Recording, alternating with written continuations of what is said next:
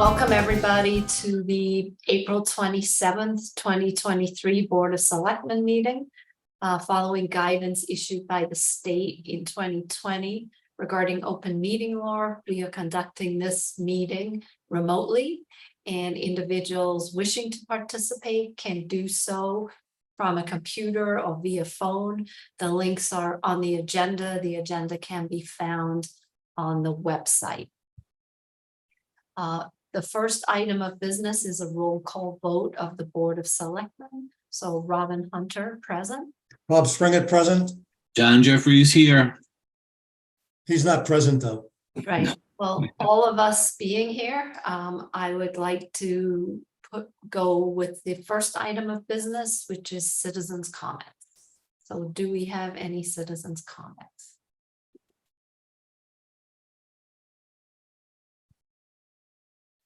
There being none, I will move on to item 1.1, and that is to award the roadwork resurfacing bid to LaRusso Company, and Kevin McCabe, head of DPW, is here. So you're going to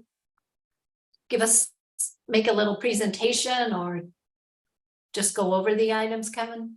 No, so I sent the documents to you. So I was basically looking for the approval. This is a 3-year contract, similar to the recent tree bid that was awarded. Recent in the sense our last bid, which was had 3-year options in it. We had 12 plan holders for the bid and 5 bids. LaRusso Corp last was in Dover in 2020. So the staff was happy to have them back in town with the product they provided for us a few years ago now. Okay, and just remind people, this is our standard road resurfacing program, right? Yes. And some of the funds come through Chapter 90, and some of them are from the town budget. Our local operating, yeah. Do you have a split of the 700,000? Yeah, so in your next board meeting, I just had a bid opening yesterday for pavement preservation. So part of the work we did last summer, we had the automated the pavement management consultant come in there, and they did the artificial technology and scan the roads. So basically we packaged up that. So this covers basically mill and fill. So it'd be grinding out 1.5 inches of the existing hot mix asphalt and replacing it in kind. So the split will be kind of 60-40, 60% being the traditional mill and fill, and then also doing that pavement preservation, which I'll Yeah, so a lot of work over on Pine Street, yeah? Yeah. yes, yep. So Pine Street needs it. Yeah, so it'll be basically the roads would be all of Pine Street, Hales Hollow, Pine Street, or Pond Street, excuse me, and then Regina Road. And then also there'll be another agreement hopefully we'll have that back from legal by your next meeting. Aquarion's going to be contributing funds to do curb to curb pavement restoration at the work they did on Brenton, Picardy, and Normandy Road. So that'll be part of this as well. Got it. Nothing in John's neighborhood, right? No, exactly. So not this year, yeah. Yeah, you got Riga all the way up to almost to Robin Street, and then we're avoiding Bob on the bottom of it. Nothing on Francis Street. Dirt over here. Yeah, so it's the first year is a little strategic because you want to go heavier on the quantity. So you're following subsequent 2 years, you get better, bid pricing in the tonnage. And then also, they take into account the mobilization of how many times they need to move and set up. Whereas next year will be a little bit more of whatever kind of benefits us based on the algorithm of the cost benefit analysis that's produced with the study we did last summer. Thank you, Kevin. And Kevin, just to remind people, we don't just go and pave the streets that are on the plan. We go out and look at them and make sure that they need to be paved, or if there are others that need to be move ahead. Right. So that was what basically the summary of that report did. It takes that subjectivity out of it. And then also you need to put in, local factors as, we're not going to go pave a road that, Aquarion's going to redo the water main next year, or utility companies going to go in there and do that. And we try to kind of coordinate that and schedule that with years to come. So we do a 3-year lookout as far as that program. However, in the next few weeks, once this gets going, we'll post the roads. There'll be a narrative of kind of what's going to go on there. And then, we'll do the local flyers to the residents that'll be directly affected. Okay. And will we use those electronic boards just to remind people as well? Yeah. So in my past municipality, typically we leverage those for kind of like like a Pine Street, right? A major road, a cut through, and the residential roads would be kind of relying more on, sending out a local flyer that, we anticipate to begin work, X, Y, and Z, and then, to direct all comments and questions to my office. So. Well, Robin, if there's no more discussion, I move to award the townwide road surfacing bid to LaRusso Corporation of Plainville, Massachusetts for the first year of renewable 3-year contract at the cost of $714,931.50 to authorize interim town administrator to sign at the relevant contracts. Reluctantly second. All in favor, aye, Robin Hunter. Hi, Bob Springett. I, John Jeffries. All right, and Kevin, don't go away. The next item is each year, I guess the American Public Works Association recognizes the work performed by public works professionals throughout the country by proclaiming a week in May as the National Public Works Week. And throughout the week of May 21st. So you have selected May 21st to May 27th. Public works professionals will be celebrated for the to their communities. So what kinds of things do we do? So those we're keeping tight to the chest, but basically it's similar to last year. That the APWA, American Public Works Association, this is the 63rd proclamation that they put out to recognize public works professionals and the reach that they have to the citizens in the community and how they affect everyone's daily lives and how the citizens would be dramatically impacted if the functions of public works weren't inserted into the community. So this is just a week to recognize staff for their tough work through winter storms, emergencies, and then just normal day-to-day of such as like sign replacement.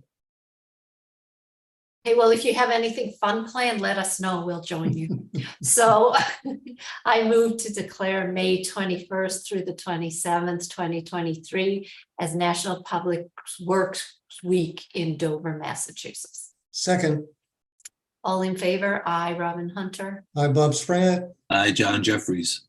And on a serious note, Kevin, you and your guys do a tremendous job for the town. And I think sometimes we take everything for granted that everybody does, because there's really nothing wrong and all we can do is complain about the few hiccups that occur. So, you and your team really do a tremendous job. So thank you. Thank you, Robin. I'll pass those comments along. Yeah, please. And, obviously snow gets the biggest attention, right? We keeping the roads absolutely going. But I mean, it's a 365 year, 365 job. So clear roads in the winter, smooth roads all year round. So yeah. So thank you. And please pass on my appreciation, Kevin. Well, thank you to the board. Right. And they really go the extra mile. So we couldn't ask. No. So the next item of business is the long awaited for community center summary of bids. And I see that John Bates is on the in the meeting and the chair of the building committee. So I would suggest that the way we start, maybe, John, is there was a presentation, maybe you give the presentation. And then Ford, maybe you give a quick summary of building committee's recommendations, and then we can go from there. Does that make it's a 24-slide presentation that John put together. No. I'm sure he can summarize it. Well, I'll tell you, I think it was strategic. The numbers were really hard to read. I had to go like this. yeah, no, admittedly, the last slide. I know you had a lot of just small. information on the spreadsheet, but Well, so I do have the PowerPoint available, and it's about 5 or 6 slides. I could share it if you want, or I could give you a verbal summary. It's up to you. Please In share the slides, John. Yeah, I order think to it's Worked nice hours that- on those. Right. In, And in order to share it, I will need the host to enable screen sharing. It's currently telling me I don't have that ability. So, Carol, you're the host. This won't allow me to be host, so you're gonna have to press the 3 buttons next to John's name and allow him to be co-host. We good? not yet, Mr. Valenti. Are you running the meeting? I am the host. So you'll Yeah. have to go to your that green button called share screen, and hopefully if you click that, it'll give you options to add multiple sharers, I guess we'll say.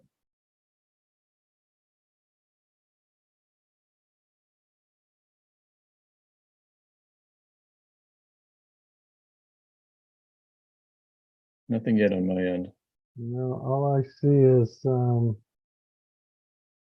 documents will be sharing. It's at the bottom. It's a green button because I can see the green button, but it says the host has disabled participant screen sharing.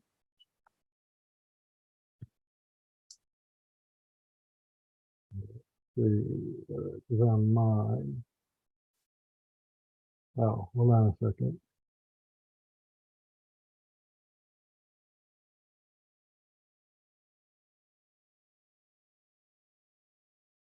Carol, Mhm. maybe you can switch the host back to me, and that might work.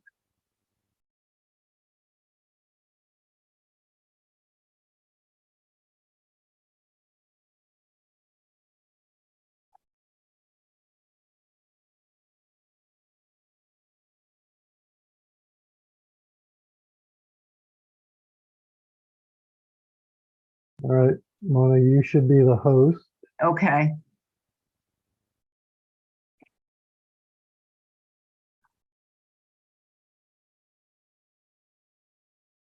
Hey, John, I just made you the co-host and I allowed you to share the screens. Does that work?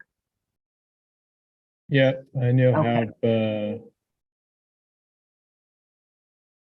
I now should have the ability. Bear There's with a me lot here. more pressure on John now because we've been Yeah. waiting Well, bated breath. all right. I don't like the way that's showing up. Something's funny here. So give me 1 second, and I think I can.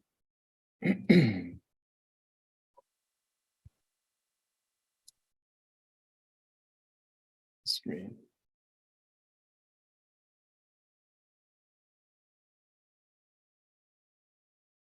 Didn't realize it was going to be this much work. It's not usually this tough. Something's funny though on the Mm-hmm. all right. Well, Do we all have do we all have the presentation? Here it is. so you'll see at least a version of it, not the one I wanted to share. I wanted to share full screen, but this will work. So long last, so general contractor bidding coverage, as you know, for a project that's valued at $10 million, Mass General Law requires that we pre-qualify before they can submit bids. We started the pre-qual process back in January of this year. We received 12 quals packages from contractors, general contractors. They all 12 pre-qualified for the project. And come bid time, which was last Wednesday, the 19th, we received 2 general contractor bids, and you see them here beneath. The lowest being M. O'Connor Contracting. They may sound familiar to you. They were the lowest responsible bidder from last year's bidding, and their base bid was $19.1 million. As you can see, we did have 2 add alternates listed in the bid documents. The first one being the exterior recreation court, the second one being the swing area. M. O'Connor bid 90,000 and 84,000 respectively on those for a total, if the town were to elect it, to take those 2 add alternates, of $19.3 million. So that's M. O'Connor's bid, and then the next bid was GVW. You can see that they were a bit more, $20.6 million, and then you see their add alts listed there next to them. We do have a slide to sort of show you at a high level where we've come from since June 2021 town meeting. We had voted on an $18.85 million total project budget. That at the time was based on cost estimates. Of course, last year at June of 2022, based on actual contractor bids, we had established a total project budget of 22.149. That was a $3.3 million addition from the previous year. And of course, we're tracking the June 2023 town meeting this year. Our anticipated total project budget this time around would be 25.443. We can get into that in a bit later at the last slide. But that's another $3.3 million since last year, totaling 6.6 since 2021. Feedback from contractors on cost escalation. So obviously bids have gone up and we wanted to know why. We made some phone calls and basically the overall theme is things haven't changed much since last year. We're still talking about material prices going up. We're still talking about labor availability being down. Labor productivity is an issue, still carrying cost escalation for supply chain issues. They're carrying extra money to accommodate storage costs because the long lead time items are impacting the process quite considerably. And there's just a large volume of projects out there right now. I mean, that's evidenced in the bids that we got on this project. That's evidenced in some other bids on other projects that we're aware of in the public sector. In some cases, we've seen recently projects come in with no general contractor bids. So there's just a lot of work out there and not enough GCs to do them right now, or subs for that matter. Feedback specifically about this project from pre-qualified GCs that didn't submit bids. Again, the overall theme is everyone's really busy. You can read these comments here, but a lot of volume, they just won a lot of work recently and didn't feel like they had the capacity to submit a bid on the Dover Community Center project. And again, that's why we're seeing 2 bids come in out of 12 pre-qualified contractors. Just a lot of stuff going on out there right now. Quickly, just M. O'Connor Contracting. Again, they do have to be not just the low bidder, but the responsible bidder. They have to have the experience and the capability to do this project. M. O'Connor, we find, does have that. They've been around since the 70s. They're out of West Roxbury, Mass. They focus on this kind of project, municipal work, similar to the community center, addition renovations. That's their expertise. They've got 23 people on staff. They get a high DCAM rating, 91 out of 12 project evals, no negative or failing references to date. Similar past projects, we note Stoughton Public Library, Bridgewater Town Hall, Boughton Public Library, Moody Street Fire Station, and Newton Early Childhood. And just so you can kind of see an example of their work. This is a construction edition or a renovation edition project, Stoughton Public Library, good DCAM rating, comments, Ed O'Connor, that was the site super. Finest superintendent they've ever worked with in their careers. So it's a pretty good comment for a DCAM evaluation. You can see that they have a ability to do modern construction.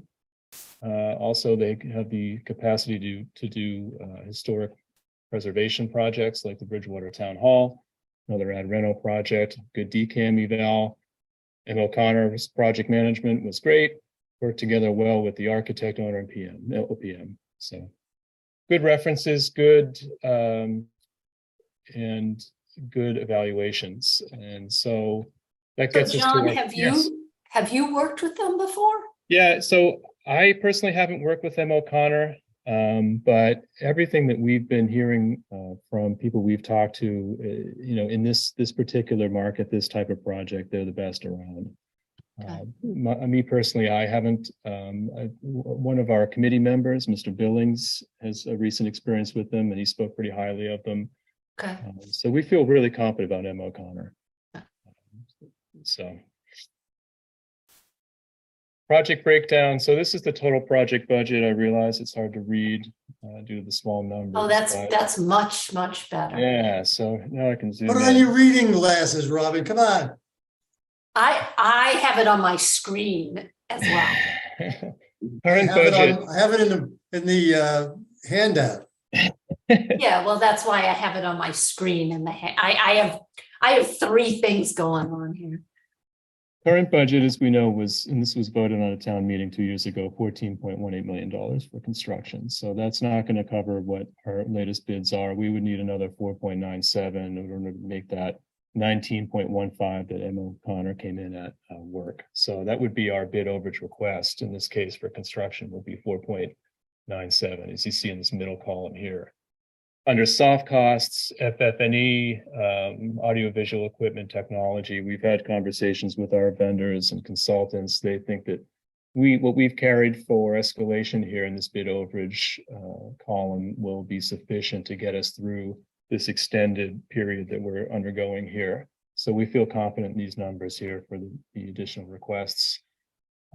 And then when we go down to architects and engineers, so this is Fenwick McCready's contract amendment amount that they would need. This includes the VE or the VE effort, the rebidding effort, and the contract administration effort that would take place in 2024 and 2023.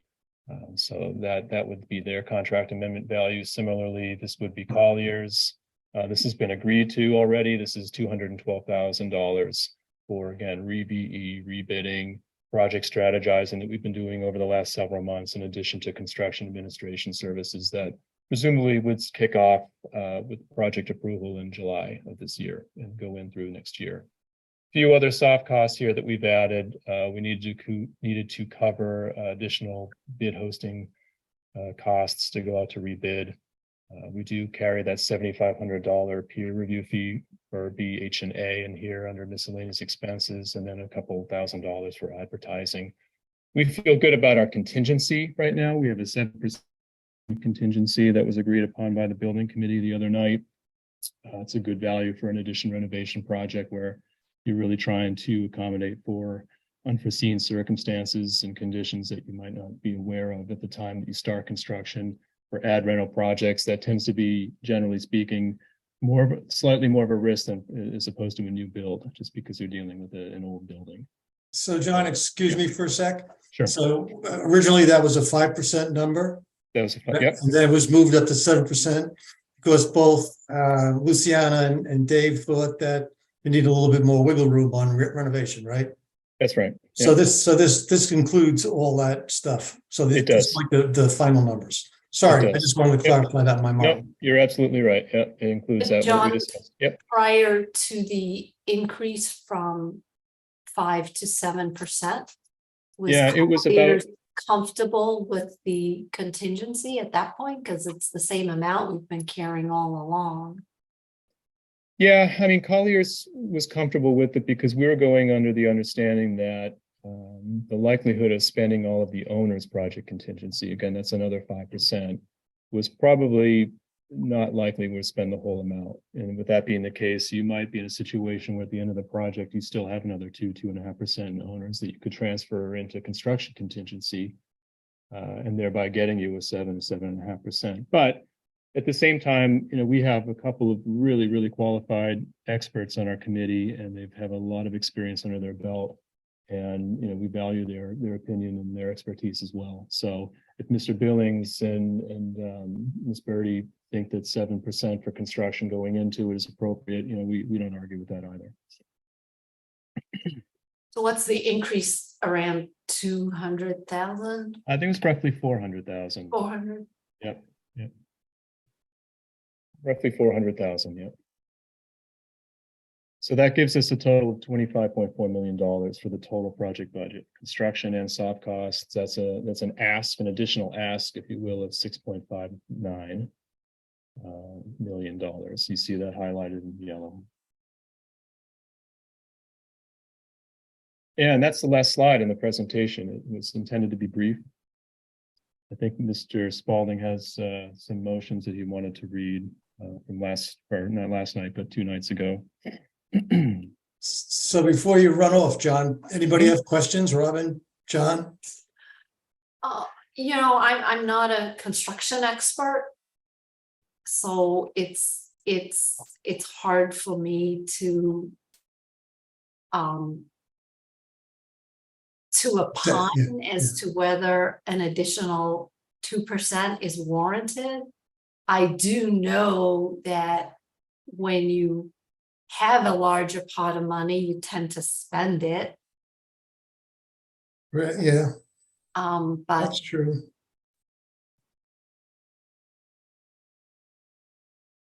I don't know, I think John was pretty persuasive. Robin, are you finished, or are you going to complete what you were thinking? Or what? no, I mean, I'm just saying I'm not an expert. I can't opine, I feel as though if you have an additional money, you tend to spend it. Well, But I don't know what the markets are gonna do.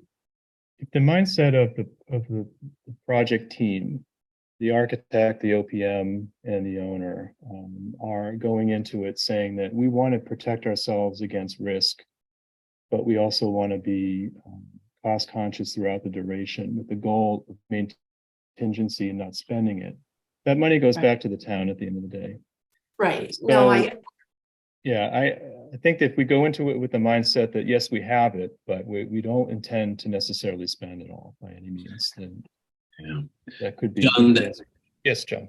So, that mindset is a benefit for us in this particular incident. But with back to your initial comments at the very beginning with padding and contingencies and the essentially building cost up because of the builder's risk, if you will, of inventory, supply chain, all the things that you mentioned at the very beginning of your presentation. Obviously cost, that's reflective in the cost. So what I just at the very beginning of your presentation, I was just wondering what were the two projects that received no bids? Were they projects like a community center that is relatively small, single building, or were they large campus type settings for larger schools, middle schools? What was the scope of those projects? It was one project that I'm aware of. It was a couple of weeks ago. Bids were due. It was a public project, and probably within a couple $1 million in terms of scope to this project. Very, very similar, a public project. And so yeah, they came time for general bids, and they got no general bids. And I'm personally, that's not a Collier's project, but I was just become aware of it through conversations. But Collier's had a larger project, but a couple of months ago come in, we had a couple of trades with no bids in them. So it just speaks to the competitiveness out there and the lack of availability of labor. So are those the one that you're familiar with? Mm-hmm. Was it a local Massachusetts bid? All within the Commonwealth. Yep. All within the Commonwealth. Yep. Small. Do you know the town? What town it was? So the one that got no bids, I believe that was in Sharon. It's a library project. And that was from a couple of weeks ago. We had an MSBA project that I've been working on quite a bit. And that's the other one I referenced, and much larger in scale, but yeah, we had it's actually one trade that we had 0 bids. So we understand the market's tight. It's probably not a horrible thing to add more contingency. Yeah, and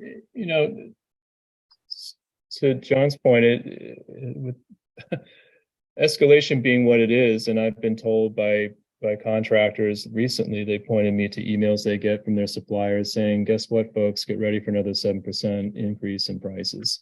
So, we don't like to talk about change orders, but they are a reality of construction. And, in an ad reno, there is some risk. We don't know what we're going to find when we start demoing and picking the building apart. So presumably those change orders, those cost escalations might have implications in the change orders, right? So, yeah, I mean, so to that end, it might be good to play it safe and have that extra contingency in the pocket.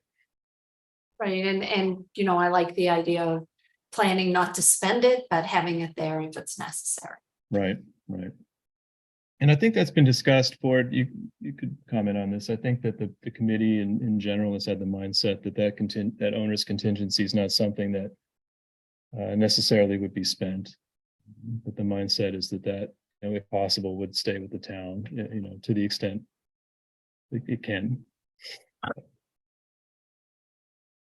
So do we just move to the motion?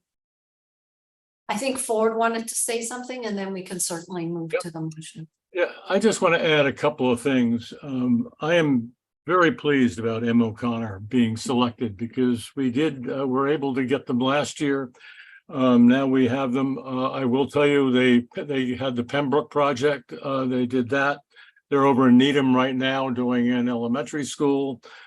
Castle Booze that I've worked with at Minuteman highly recommends them. They've worked with them a lot. So I think number one, we're very lucky to get them.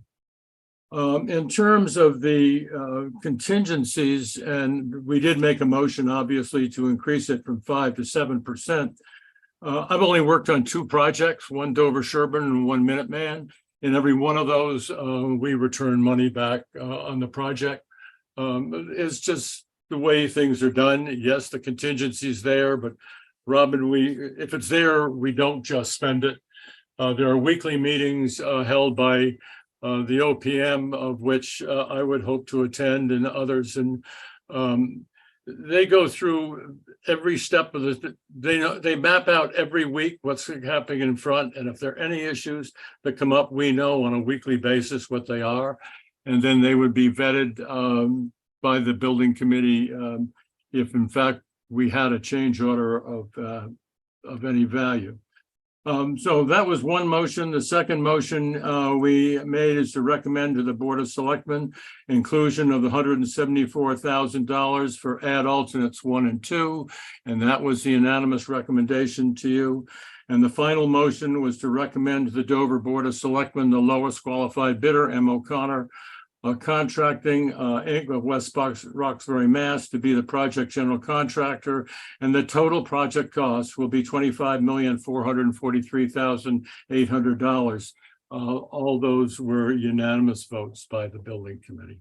So, Okay, so I appreciate that. We already have the ad alternates as a separate warrant article, and the town will vote on that, but we appreciate your position and the position of the building committee.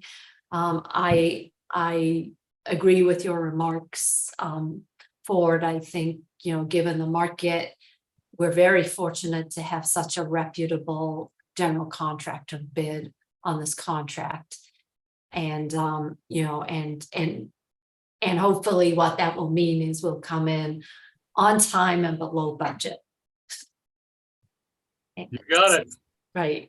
And so what I'm going to do, is just move to receive the report of the community center and to appoint M.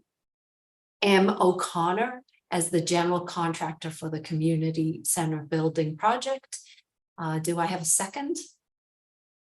I will second that motion, assuming that that's the $25.4 million bid, and it excludes the separate warrant articles. Is that true?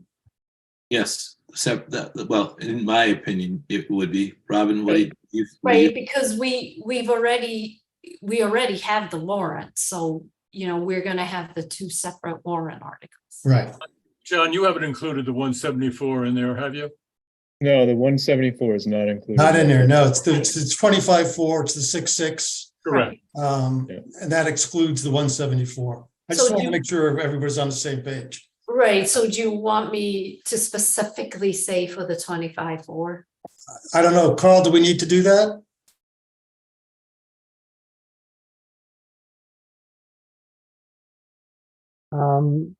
You do not, because at a later point, you'll be voting on the actual warrant article for the special town meeting, as well as the ad alternate. So at this point, I think what you've done, receiving the report, and in particular, accepting M. O'Connor, appointing Right. M. O'Connor is the key. Right. So you're good. Easy. Okay, so I did second the motion. All right. So then all in favor, I, Robin Hunter. Aye, Bob Springett. Aye, John Jeffries. Done. All right. Thank you very much. When do we break ground? In 2032. supply chain issues. Well, thank you very much, John. Thank you, John. Very Well good. done. Thank you very much. Ford, thanks. Yeah. Thank you. Thanks, Yeah. Deborah. Take care. All right, so moving right along, the next item of business on the agenda, I'm going to turn over to Carl Valente, and that's to approve the June 3rd, 2023 special town meeting warrant. Thank you, Madam Chair. And I had hoped also to put this up on the screen for you, but the host disabled participant screen sharing. So Mona, could you allow screen sharing again? Mona has all the power. She has the power. Nothing new there. Glad you said that.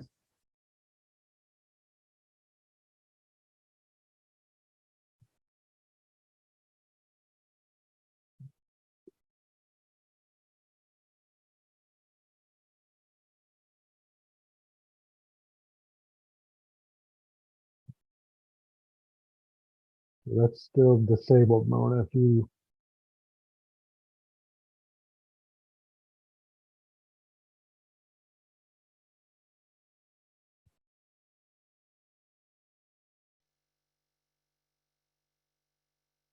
okay. There you go. Can you see that now?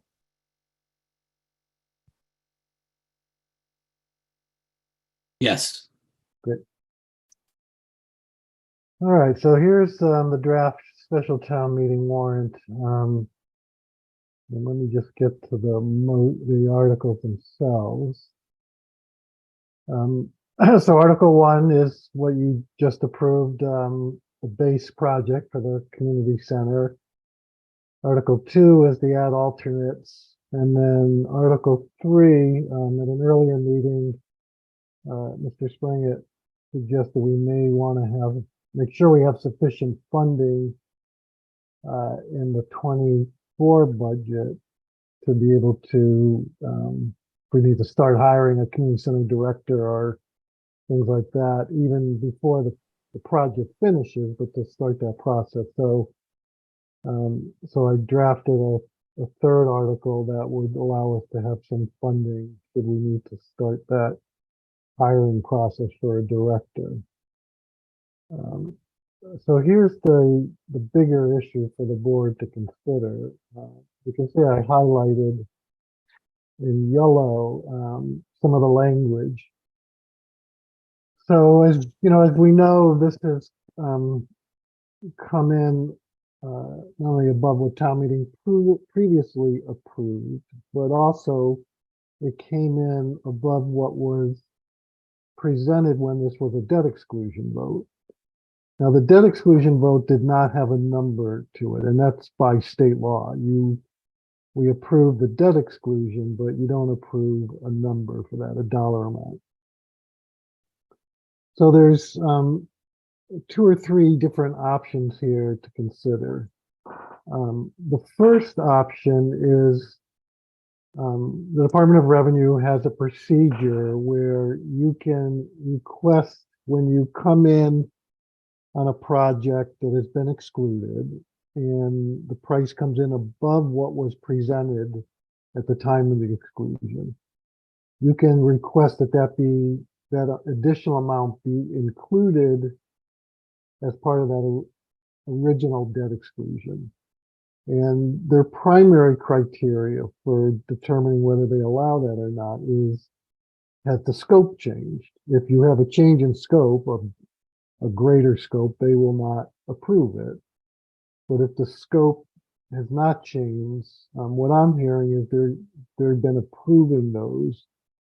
And talking with our Hilltop Securities, our financial advisor, they shared with me that particularly around school projects these days, communities are regularly going to the Department of Revenue saying the school construction project has come in above what was discussed for the debt exclusion, and getting approval from DOR to include that additional amount in the excluded debt. So that's one option. As I look at what we have to submit to DOR to see if they'll approve it, the first step is we have to have the vote for town meeting, that town meeting has approved the additional appropriation. So we can't approach DOR yet with that question. And Carl, if you do it that way, then you don't need the vote. It sounds like you need to vote either way. You No, still you need need to vote at town meeting. You don't town need to meeting. vote at the ballot. That's correct. The second option is if the Department of Revenue denies our request and the board wants to go back to the voters and see if they'll approve this additional amount. The language that has been highlighted in yellow would actually require you to go back to the voters. So it's contingent upon approval of a debt exclusion. And again, that's the way state law is written, is if you want to tie a town meeting vote, make it contingent on a debt exclusion, you have to have this language that I have highlighted in yellow. The third option would be we delete the language that's highlighted in yellow. And the board could always decide whether they want to go back to the voters, assuming DOR does not approve it. The board could always decide that they want to go back to the voters and ask for this additional funding if DOR denies it.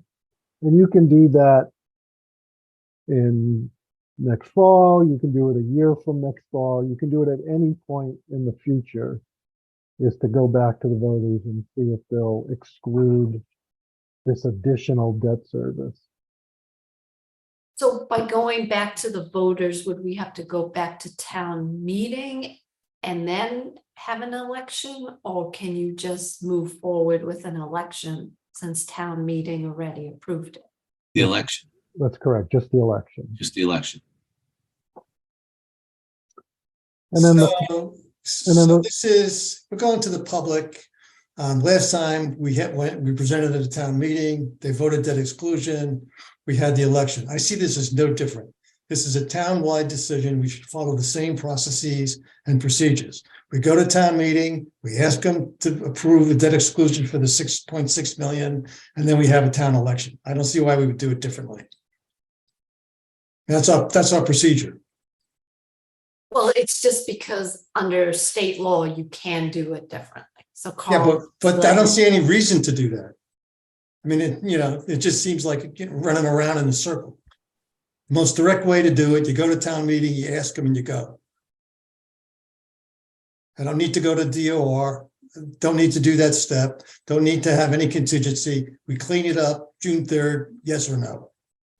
And then do you yes or no, then go to a ballot. Then you have to, well, that's the way the town works. Yeah.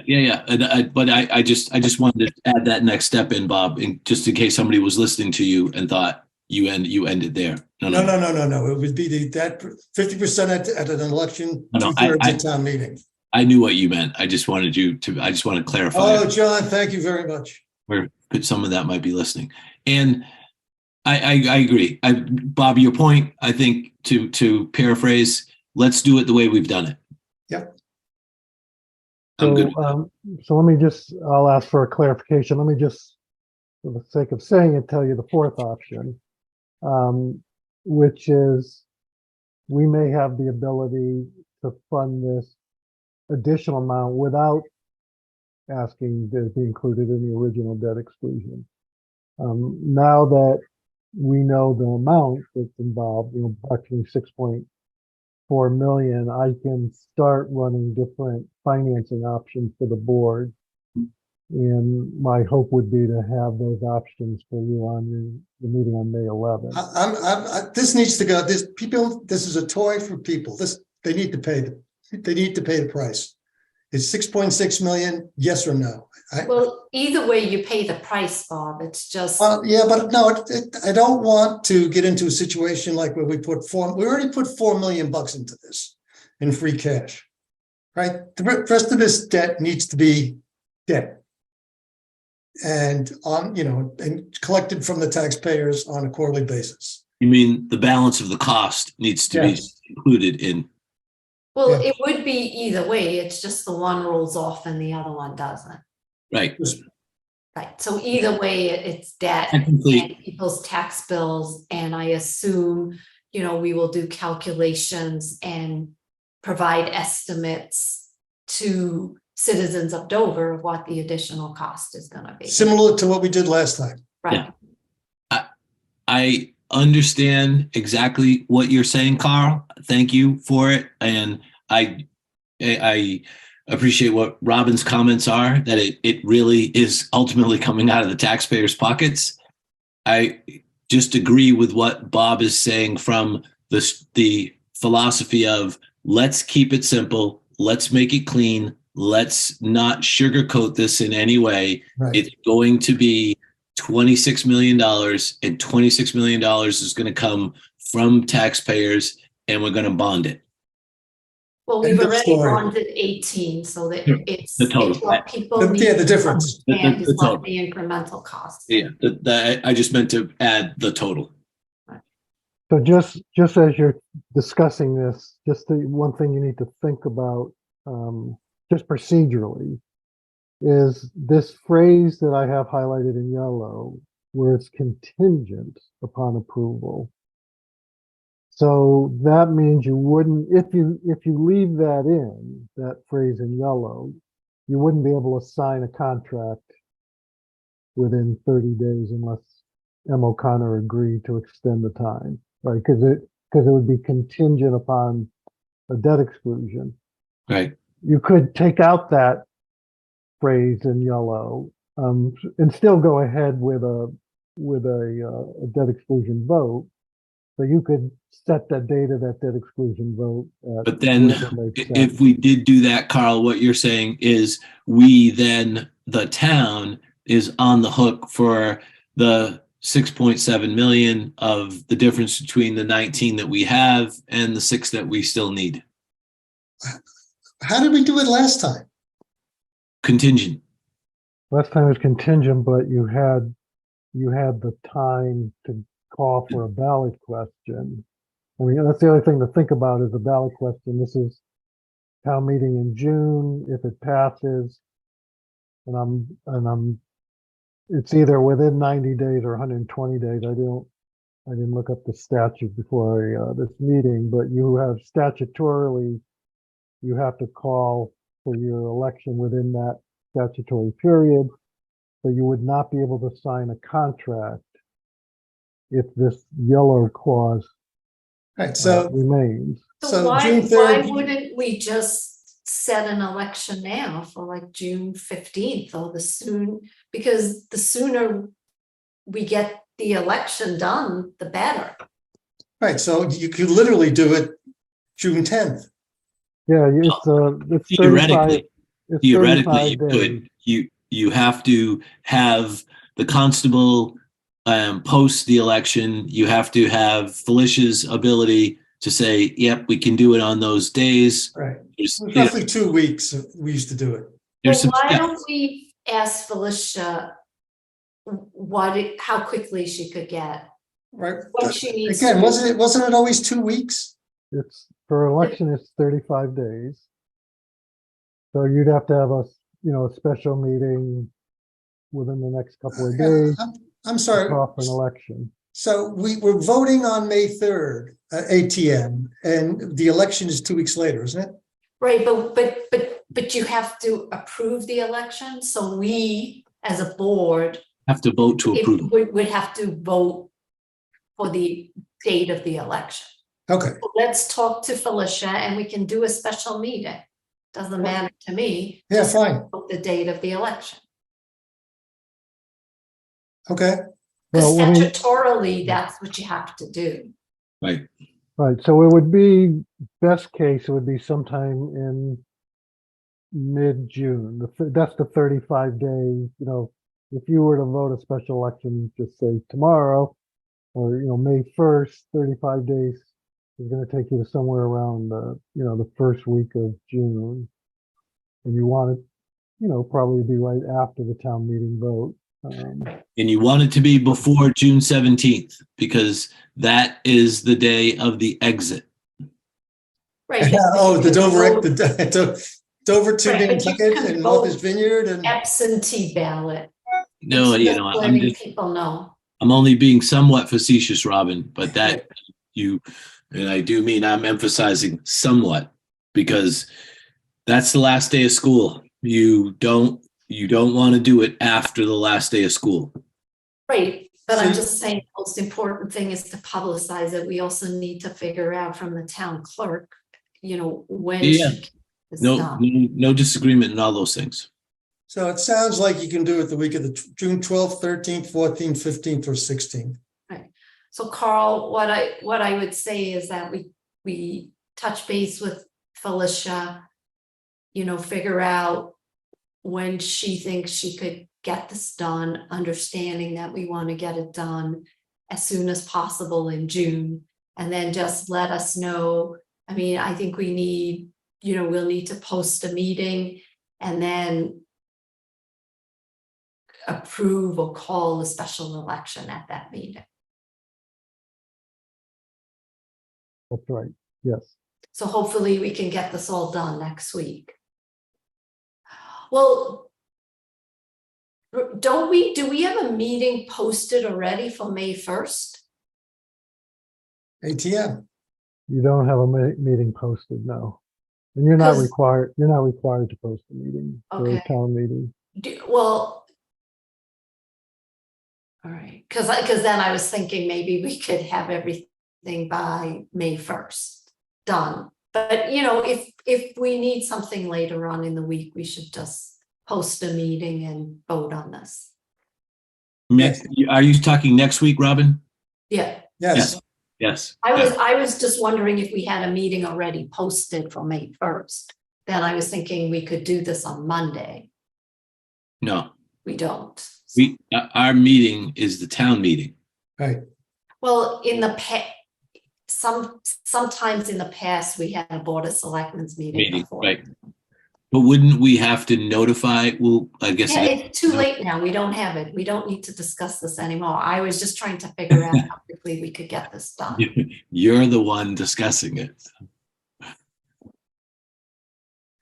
Are we sort of on the same page? Yes. Okay. All right. So we know what's going to happen. Carl's going to reach out to Felicia. Felicia's going to tell us when she can reasonably have an election in June, understanding we want to do it before June 17th. And then we will make sure that sometime next week, we have a meeting to call that election. Great. Okay. Thank you, Carl. So you either need to approve this warrant today or at that special meeting you'll have next week. But we do have posting requirements for town meeting warrants as well. And your next meeting on the 11th would be just a bit too late to vote this special town meeting warrant. So if you're I'm wanna in favor of voting this now. So I move to approve the June 3rd, 2023 special town meeting warrant I'll As- second that. as presented, As as presented, presented. with the yellow highlighted. with the yellow highlights and the contingent. That's not in the motion, by the way. No, but that's just to clarify what Carl was saying. Okay. Second, Yep. all in favor, aye, Robin Hunter. Bye, Bob Sprant. Aye, John Jeffries. Great.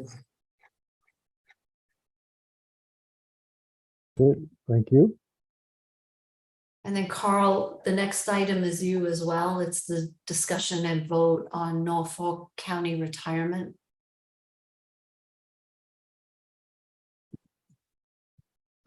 Yes, thank you, Madam Chair.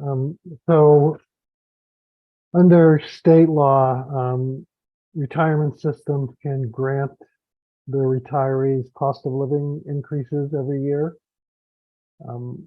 This past year, and I used to be limited to a 3% cost of living increase, and it wasn't on the entire pension costs. It was limited, depending on the retirement system, to somewhere, it's sort of a minimum of your first $12,000 of pension. Some retirement systems have increased that above the 12,000 limit, or 12,000 floor. They've increased it a little bit. So this past year, given the high inflation, the state passed a local option that retirement systems can increase that cost of living increase up to 5%, a maximum of 5%. And in county systems, like what we belong to, it requires the communities that are part of the county system to approve that additional increase above the 3% that exists in state law. So the county retirement board is recommending that the cost of living increase, be 5%. So it's again an additional 2% above that 3% threshold, and that requires a vote of each of the members of the Norfolk County Retirement System. So Carl, I didn't understand this. Is this capped at a certain salary, at a certain salary or retirement level? It's only on the first, I think Norfolk County, it's it's only on the first $15,000. For everyone, or just for people? Well, anybody who's getting at least 15,000. If you get a $20,000 pension, it's only on the first. The cost of living is only on the first 15,000. Thank you.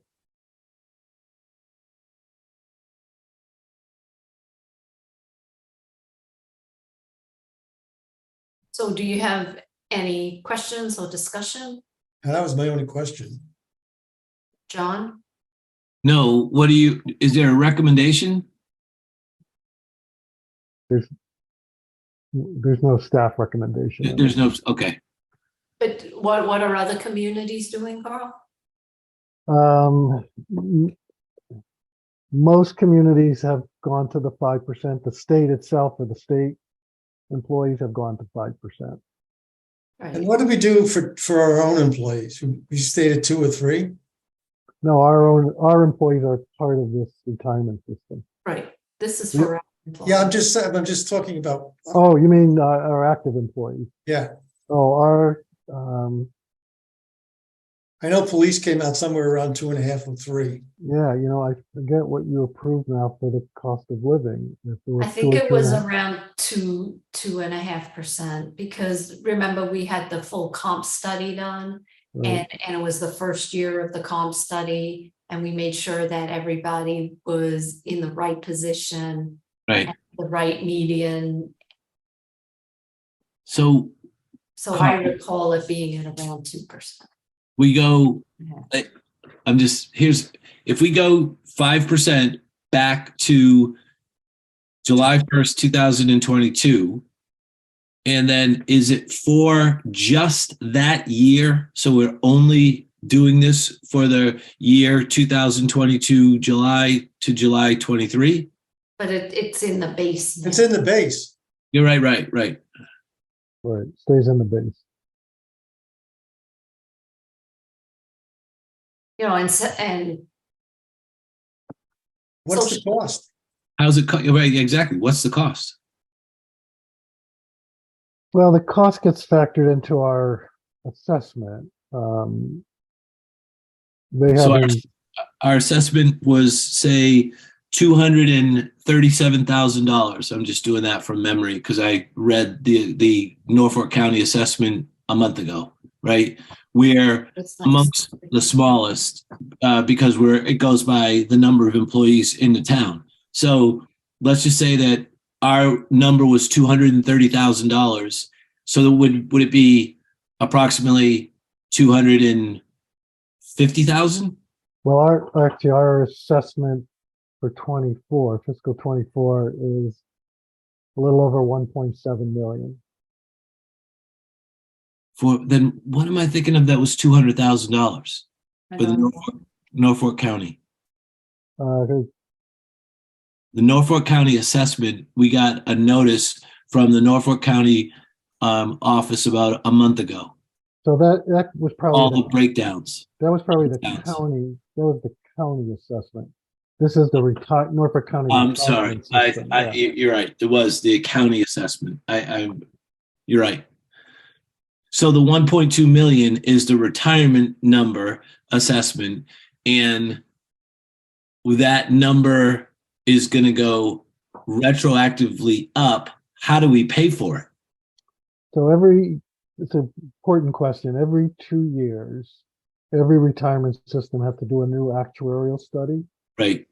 So and I don't know what their date is, the Norfolk County's date for doing theirs, but in their next actuarial study, they'll factor in, if this gets approved by a majority of the members, that will get factored in to the next retirement actuarial study, and will get paid for. I think the county is on track to be fully funded by it's either 2034 or 2035 in there.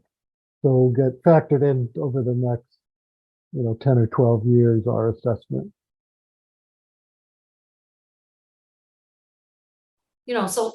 So can we estimate what the increasing cost is to the town? No, because you don't know how many people died. You don't know how much money is in the No, account. I know all that, but you could do a back of the envelope kind of calculation, can't you? How? How would you do that? I would need to look at the report and figure it Yeah, out. yeah. I Yeah. think if we had the actuarial study, we could You have probably to do have it. the actuarial numbers. You have to know what the report says, and you have to know what you can assume 3% more than 1.2 million if you wanted to say ballpark. I'm sorry, it was 1.7 million. I'm sorry, One- whatever the number was. Right.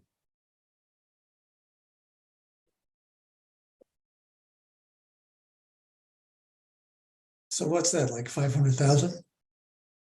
400. Can't be that high, gotta be smaller than that. No, yeah. 1.7 times 0.3 is what? About 40,000. Yeah, I had too many zeros. About Let's call it 40,000. 50,000. 45,000. 1,000.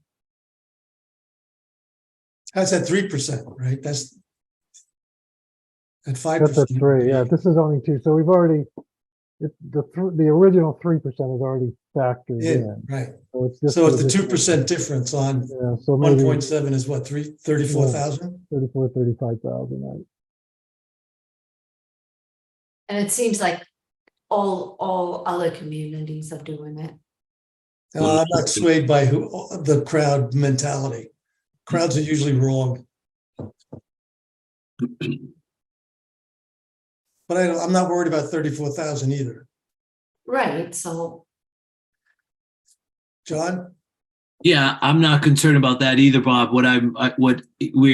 It's sort of like ready, fire, aim, right? Yeah, exactly. We're doing it out of order. Typically, you would do it once you had all the numbers. But if as we have been discussing, if our 2% back of the envelope on a math is correct, and we're $40,000, of course, that would be something I would be in favor of. The part that is a bit disconcerting is typically from an actuarial standpoint, you have all the numbers in front of you. And, the other part of this is you can buy insurance to cover if you're unfunded and you have an unfunded liability, you buy insurance to cover the part that you're not funded for. So it's not like it is a direct liability for us. And of course, interest rates, there's interest rates going up actually is a benefit to you because your fixed income portfolio goes up. There's a lot of things that work in your favor that can make the part that's fully funded more money and make our cost actually go down. I just think this is a governor's shot to give people at the lower end of the income spectrum a little boost. That's Little handout for Christmas. well, but there's no free. There is nothing free. This is something Well, that's we acknowledge that. We acknowledge that it increases our Costs. Yeah. our costs, and it's cumulative. You Yeah. know, it's Well, it's on the base. yeah, it comes in the base and it'll be compounded over time, but Right. But you know, it seems as though this is what the Commonwealth is giving us. They're saying, decide now whether you want to increase it by 2%. it's what the Commonwealth is taking away from us, not giving us. Right. Well, they're telling us make a decision on this. Yep. Yeah. And anyway, I'm never a fan of ready, fire, aim type of motions or You're going to wash out of Top Gun, man. You're going to wash right out. Right. So you know what? I think we've made the point. So I'm going to move to approve an additional 2% increase in the cost of living adjustment, which will bring the COLA up to 5% retroactively to July 1st, 2022 for eligible retirees of Norfolk County Retirement. This is for 1 year, right? Right. it is for 1 year, but as I asked that earlier, Bob, and the cascade of, but it adds to the base. Oh, yeah. I got that clearly. I mean, so does the teacher's COLA, you know? Exactly. So, but I don't know is, it doesn't in the motion, does it say 1 year? No, it's retroactive July for the eligible retirees. Right. So does it end for the fiscal year 2023? So it's going back in time for just that 1 year. So it Right. starts in It's a July 1st, 1-year 2022, additional 2%. the 2%, and it ends in June 30th, 2023? It's just a one, so every year you just get a cost of living increase. So it's just 1 year. Okay, It's just an incremental, instead of a 3%, it's 5. Okay, second. All in favor, aye, Robin Hunter. Hi, Bob Spratt. Hi, John Jeffries. All right. Ready, fire, aim. By the way, Robin, Mhm. can I just say for a second, I think I should abstain from this Oh, because my wife's a teacher. I don't think it's for the teachers, Right, so that's a different retirement system. right? It's a different retirement system. Okay. Dave, It's just the town employees. Okay. So you can count my vote if All it's right. if it's yeah. Yeah. All right, so the next item on the agenda are Board of Selectmen updates. So the first item is the community center building project, and I think we covered that, right, Bob?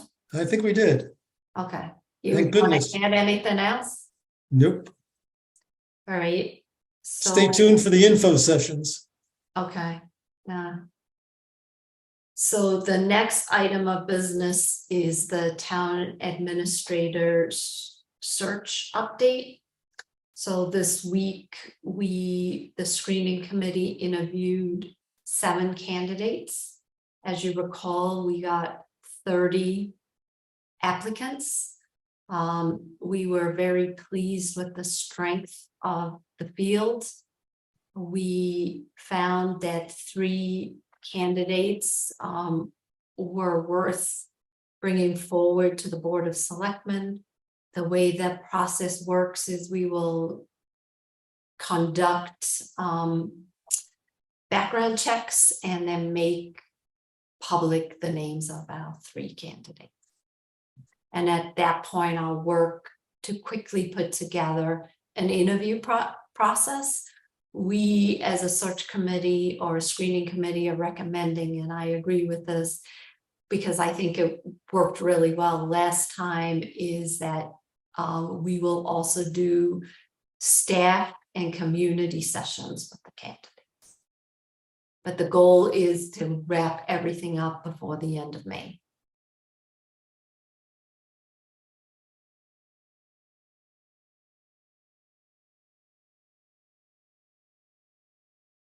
So That's I am very pleased. It was, we had a great committee. And I'm sure Carl is very pleased. I think you're being sarcastic, Ron. I So- just don't want to put, I don't want to risk losing a candidate for a nice, introduction to staff and community. Bob, the recruiter will make sure and let us know if there's any risk of us losing a candidate. He understands our sense of urgency. So I can report that after our last week, with regards to the Chiefs search, Carl and I had the conversation. Carl began the process. I'm sure he'll cover that in his updates. We signed the board, the slate of screeners accepted. They are in the process of all signing and being sworn in. I think there's only one left to be sworn in. That's great. One screening committee ends, the other one starts. We have a couple more to go, don't we? Yes, we Well, do. I guess it'd be done by the TA, Yeah. project manager and the ATA.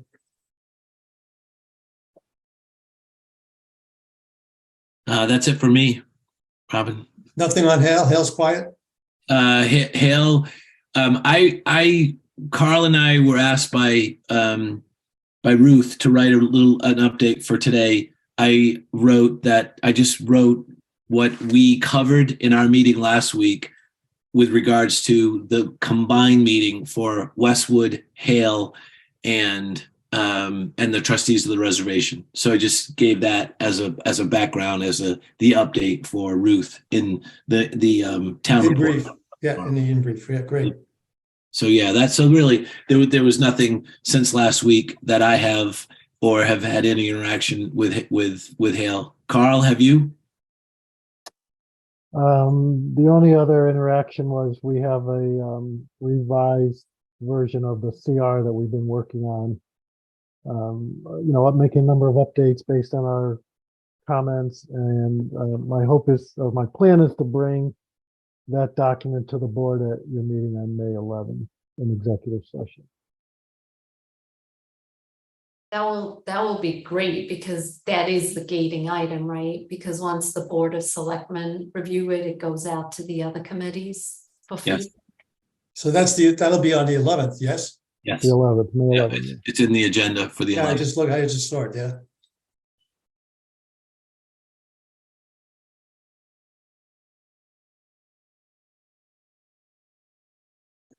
So yeah, that's it for me. And any update on the progress for the communications that trustees was working on? DA, no, in terms of, I have not had a conversation with DA separate from the one that we had. Carl, have you? I have not.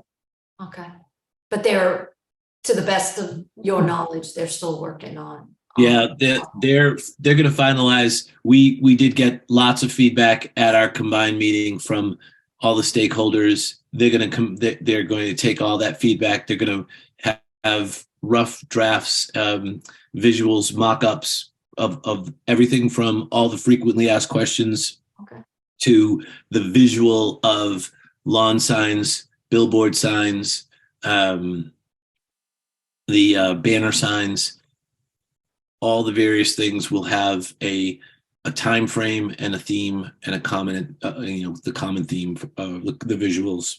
And it will be a common between Dover and Yes. Westwood. Okay, Trustees, Dover and Westwood. okay, You know, don't forget, there's a lot of land owned by the trustees that people in Dover drive by every day. right. So the other thing I forgot, Robin, is the 3 to 5 committee.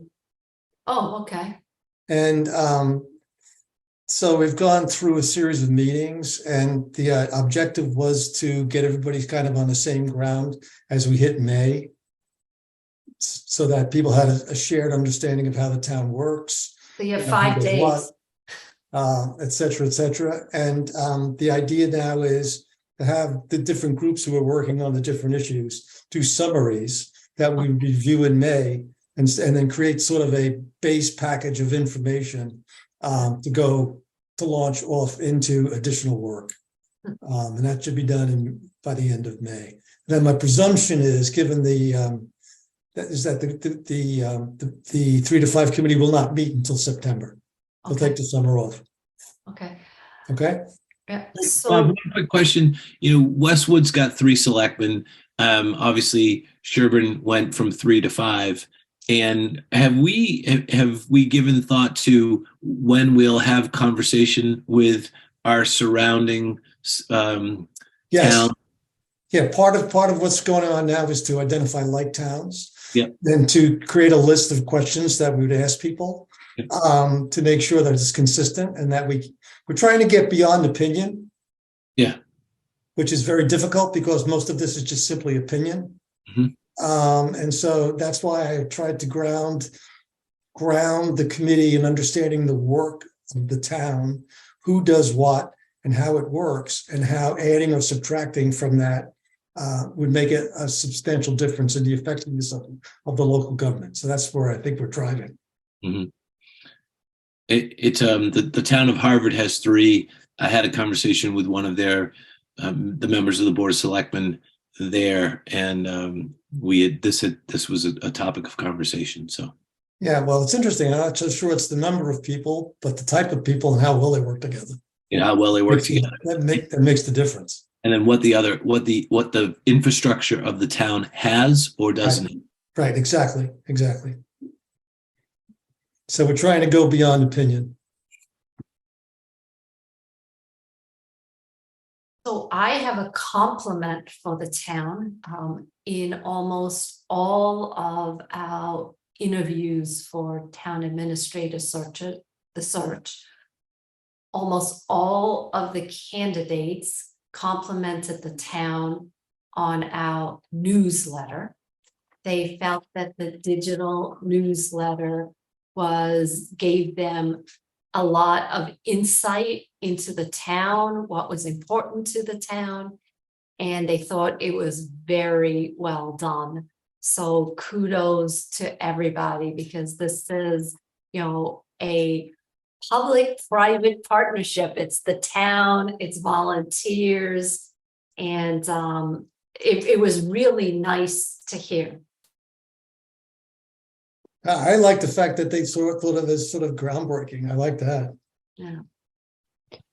It's gonna raise the bar. It's gonna make it harder to do, Right, I just thought it was really nice feedback. Yeah, it's terrific feedback. All of Absolutely. them commented that was the, that they all commented what a good, how good it was, that it was succinct, that it was well written. It just really gave a flavor for what was going on in the town.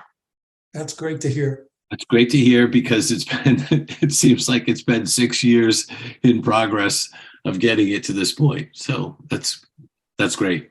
Thank you. So I wanted to personally thank Ruth, but she dropped off. Yeah, she gets too many compliments. She can live without it. Right. Can never thank Ruth enough. So were there any more selectmen updates? No, I'm good. Thank you. I Okay, just forgot all about right. the 3 to 5. All right, so then it's Carl. Thank you, Madam Chair. This is the ongoing project list that we keep for you. And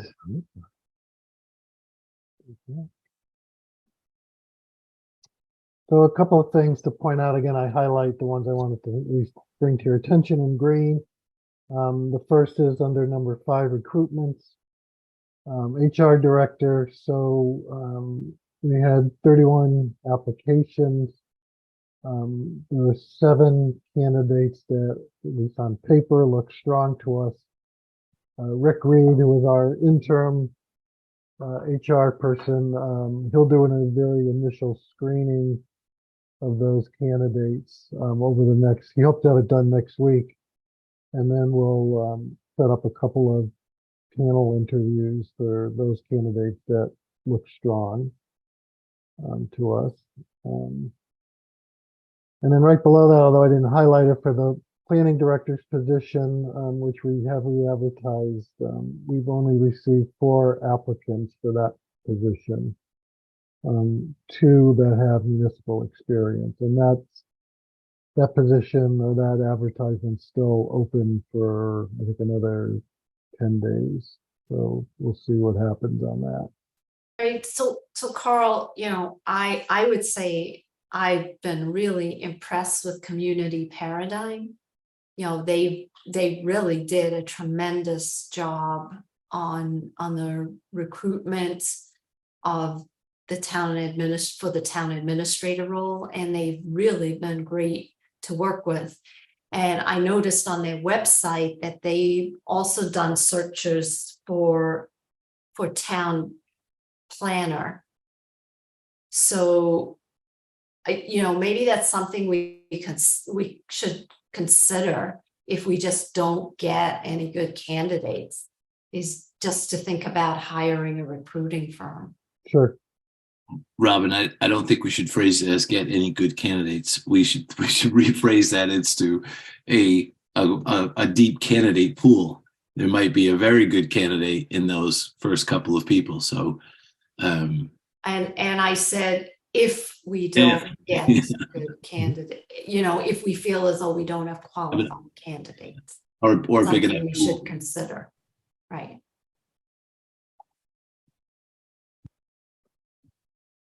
And then number 27 on the list, this was regarding an item on before town meeting, the highway department roll-off vehicle. So we had 2 studies done of that piece of equipment, one a mechanical analysis, which suggested that the vehicle be replaced. And then we had a financial analysis done by the Collins Center. And the results of that suggested that contracting out that service will be a better business operation for the town than continuing to do it in-house. So we've discussed this. I discussed this with the chair and the chair of the capital budget committee and the DPW director. And our recommendation is to go out to bid for the contractual service and see what we get back in terms of bids. And if the bids look competitive, to do a 1-year trial program of contracting it out. But to leave the roll-off vehicle in the budget, but we wouldn't go ahead and order that vehicle unless we felt that contracting it out was not the right way to go. After 6 months or so, we felt we could make the decision whether it made sense to contract it out or not. So the 240 stays in a cap stabilization? The 250 will stay will stay in the budget, but it wouldn't be expended. It would just be if for some reason, Yeah, but why wouldn't it be in cap stabilization? Because it would have to be approved. Yeah. We have to, we get it, we have it in the warrant, it gets approved, we hold it, but it wouldn't be in stabilization. We would just hold it in the budget and we wouldn't have to expend it. And you know what we could do, Bob, is if we don't expend it, move it to cap stabilization. Yeah, but that's a separate thing. This is so I don't know why we do a two-step, right? This is a highway vehicle. We have highway spending going on. Padding it, not padding, increasing the amount of funding in the cap stabilization, understanding future needs, seems like a no-brainer. I think that you're right, but I think it would be a little bit late to do that. Actually, we'd have to amend the amounts that we would be reading through in the capital budget. Well, was the 250? Is the 250s there, isn't it? Right. Yes. Right. So if it's there and people approve it, and we don't spend it, my only Well, I question think is you need a separate motion. to move it into the cap stabilization. Yeah, it's a separate step. Okay. Well, Right. there's two steps anyway, right? Right. Carl, have you had a conversation, or has Kevin had a conversation with Wellesley or with Needham with regards to the use of their roll-on, roll-off vehicles, potentially contracting them as the vehicle? And the reason I ask that is a third, or about, I don't know what percentage, quite a few trips that the roll-on, roll-off vehicle makes is to Wellesley, and because Wellesley is the transfer place where part of the recycling goes. The other part goes to Millbury. So Needham and Wellesley both go to Millbury as well. So has Kevin had that level of conversation yet? We haven't gone out to bid yet. Yeah. You know, that would be part of that strategy. I was just thinking, Robin, that might be a conversation you would have simultaneously to going out and to determine, is a bid to a private contractor different than a joint service agreement with a municipality? I think we're required to bid, aren't we, as a part of the procurement services? Well, there's a lot wrapped up in that question. So Needham contracts out. They don't do it with their own equipment.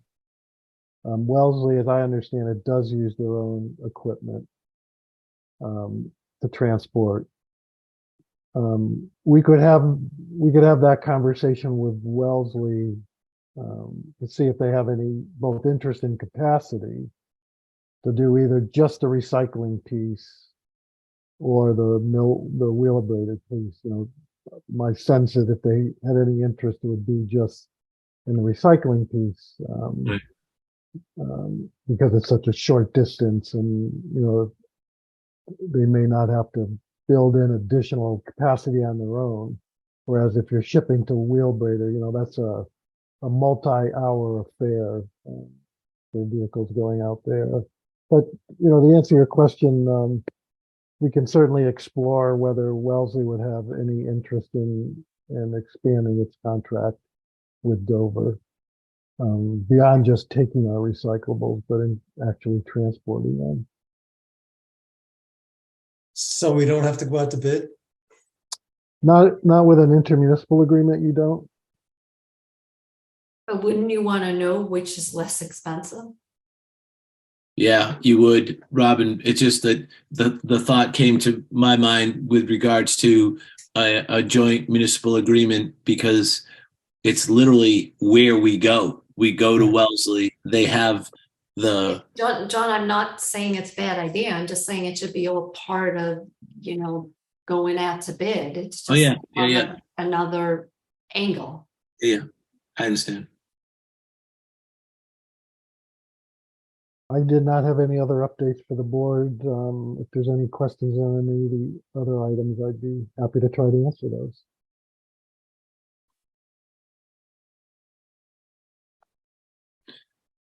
I don't have any questions on this, on anything here, Carl. I have something that came to my attention this week that I in fear of adding something more to your list, I just wanted to ask your advice on where it should go. A neighbor, two neighbors on Main Street of a building that's being demolished contacted me because there was no notification given to the abutters of the building being demolished. And the permit was filed for the demolition in November of last year. So the site work began this week, and as soon as the site work began, the neighbors went, and they were just very, very upset that it's an antique home. It's one of the first homes in Dover, and it's coming down. So the notification process, and I did speak with members of the planning board prior to this. Well, I think it's the building inspector. How do we get the building inspector? How do we, what notice is required from the building inspector? Is that published somewhere? It seems this type of thing happens periodically. And when it happens, it typically happens by surprise to the abutters. So is this the property on the corner of Main and Springdale? Or No, is that property is slated to be demolished, but no, this is two homes from the corner of Haven and Main Street going south on Main Street from Haven Street on the left-hand side that abuts the community farm. Okay. So the only, I'll check tomorrow with the building commissioner on this. If it's something that's covered by our demolition delay bylaw, then notification is required. And there's a public process. If it's not covered under demo delay, I'm not aware that there's any other notification required, but I'll confirm that with the building commissioner. Well, having just received a demolition permit and having demolished a structure, I can tell you that there is no notification requirement. And that's the notification, Robin, because your dwelling was not over 90 years old, correct? I'm just telling you based upon, my dwelling is not over 90, but the demolition permit process is very extensive and very long, and there are a lot of steps that have to be taken. So I think the person that knows what needs to get done is the building inspector. Yeah. And it's a very rigid process, and it's not just the building inspector that signs off on it. You have to get the Board of Health to sign off on it. No, That's an interesting question on the age, though. Where is the sort of historical commission, whatever it is? the age, Bob, came in a couple of years ago where at town meeting, we passed that a building that was over the age of 90 years old had to have a 1-year delay. Yeah. I just don't know whether, they have a floating, If the anything building, but it's like the historic commission, because I remember sitting on it, if they deem that the building has historic value right? down, right, Right. otherwise they can, they'll say, go ahead and demolish the building. So there's potentially two groups who may have be involved here. Well, I think rather than speculate, we should just Ask. ask the Yeah, building yeah, inspector. yeah. See if they should ask. I'll follow up. The building inspector is not in the office tomorrow, Friday, but I'll follow up with him on Monday and let you know. I keep thinking because in Europe, it's a holiday on Monday the 1st and Monday the 8th. So I keep thinking it's a public holiday, but it isn't. It's just town. You could take half the day off because you spend half the time in Europe. Yeah, Robin, you live in Europe. You could We sleep live in the morning. in the United States, so you dance around the maypole. Isn't that what you guys do over there on Monday? Yes, and No. drink heavily. And drink heavily. So Every holiday they drink heavily. All right, so I'm going to move to the consent agenda. Hokey dokey. So I'm Oh my gosh, so I move to approve the consent agenda, which really just contains the October 20th, 2022 Board of Selectmen open session meeting minutes. I move to approve the consent agenda as presented. Right, but I just wanted to tell everybody what was in it. Got it. Somebody second it and let's get out of here. Second, All in favor, I, Robin Hunter. Hi, Bob Springett. Hi, John Jeffries. Great. All right, thank you. See you all Monday night. Town We need meeting. we need a Monday motion to night. this, we need a motion to adjourn or something. Move to adjourn. Town meeting Monday night before we adjourn, 7 a.m. I made the motion, 7 Bob. PM. 7 p.m. I was looking at town elections. I'm like, why is the meeting 7 a.m. to 8 p.m.? That's one long meeting for That both of is. the elections. All right, I'm going to second John's motion. All All, right, all in favor. I, Robin Hunter. Hi, Bob Springett. Hi, John Jeffries. Thanks, Carl. Thanks. Yep. Mona. Thank you, Have a good everyone. one. Bye.